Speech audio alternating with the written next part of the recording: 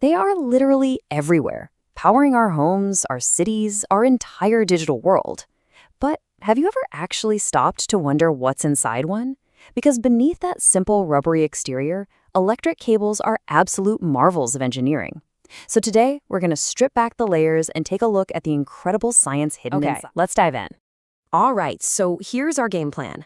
First, we'll start with the 3 essential parts that every cable has to have. Then, we'll zoom right in on the design of its core, the conductor, before we look at all the crucial layers that protect it.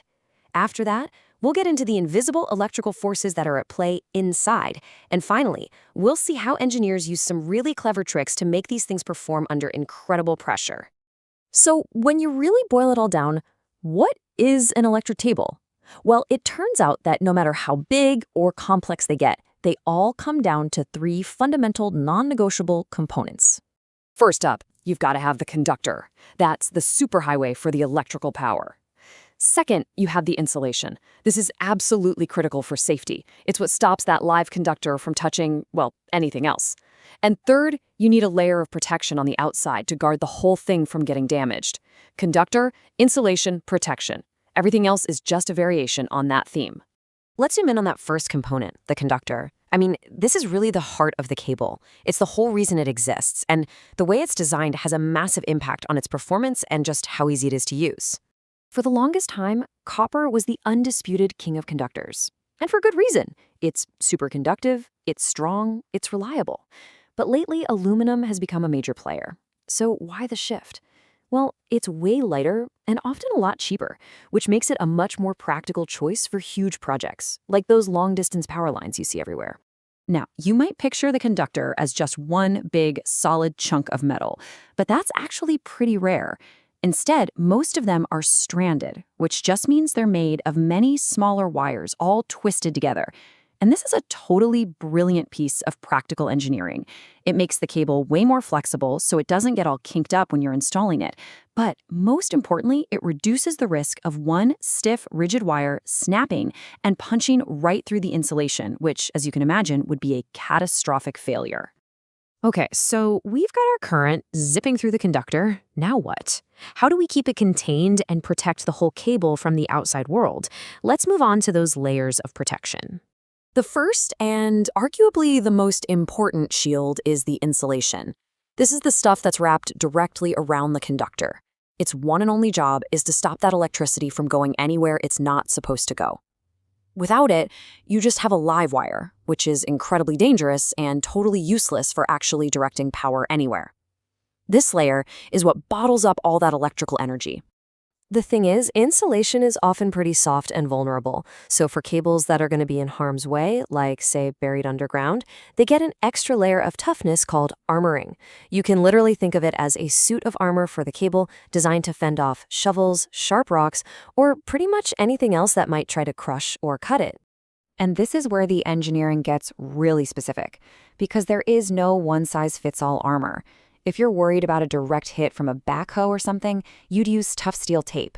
If the cable is being pulled over a long distance and needs to resist stretching, you'd go with galvanized steel wires. And for really unique situations, like a factory floor with heavy vibrations that could fatigue the metal over time, a softer, more flexible lead sheath might be the best bet. It's all about matching the right defense to the specific threat. So far, we've pretty much talked about the physical stuff, the parts you could see and touch if you cut a cable open.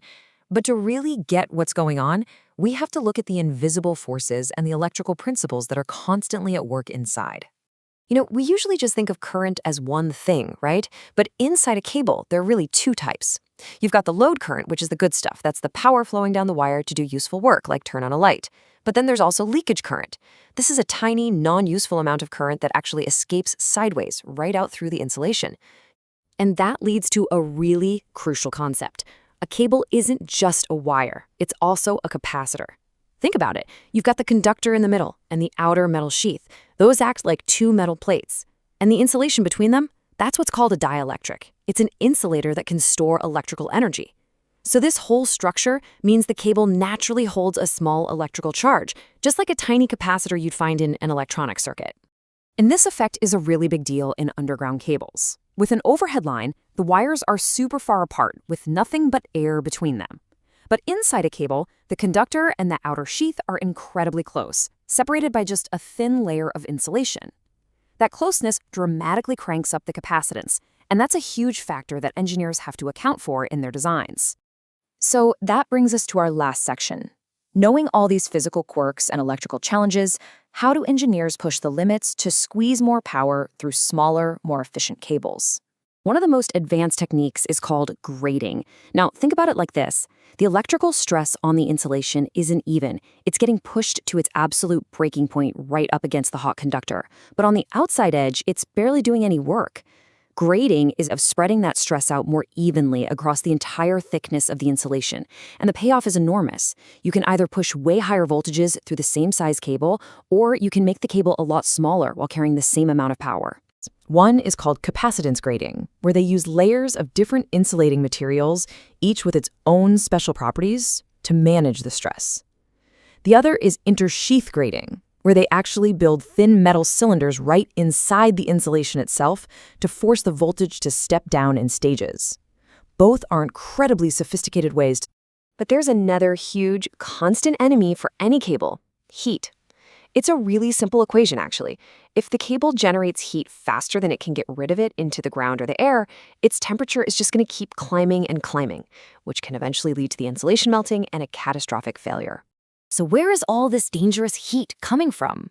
Well, there are three main culprits. First is core loss. That's just the heat from plain old electrical resistance in the conductor, just like an old-fashioned light bulb getting hot. Second, you've got dielectric loss. This one's more subtle.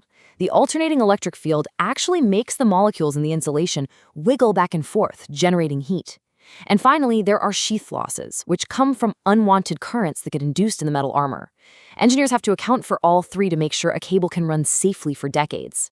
Which really leaves us with this one big thought. We are constantly demanding more and more power for data centers, for electric cars, for our growing cities.